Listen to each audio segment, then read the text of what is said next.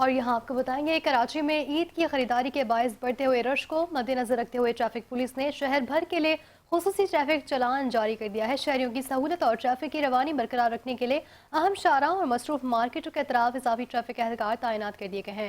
مزید تفصیلات شائستہ زیدی کی رپورٹ میں۔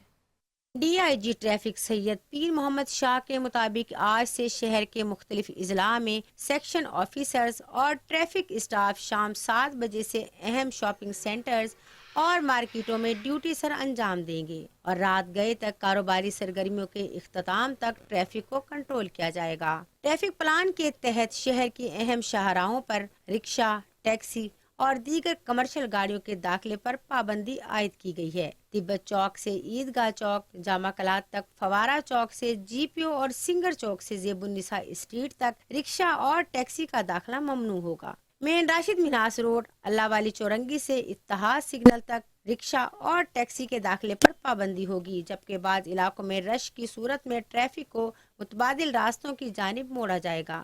ٹریفک پولیس کے مطابق شہری اردو بازار سے کوٹ روڈ چوک یا فریسکو چوک کا راستہ اختیار کر سکتے ہیں، جبکہ کلفٹن برج سے 3 تلوار، ریس کورس اور چودھری خلیق الزمان روڈ کو متبادل راستے کے طور پر استعمال کیا جا سکے گا۔ ٹریفک پولیس نے شہریوں سے اپیل کی ہے کہ عید کی خریداری کے دوران جاری کردہ ٹریفک پلان پر عمل کریں اور ٹریفک اہلکاروں کے ساتھ تعاون کریں تاکہ شہر میں ٹریفک کا نظام بہتر انداز میں برقرار رکھا جا سکے۔ شائستہ زیدی، 5 نیوز، کراچی۔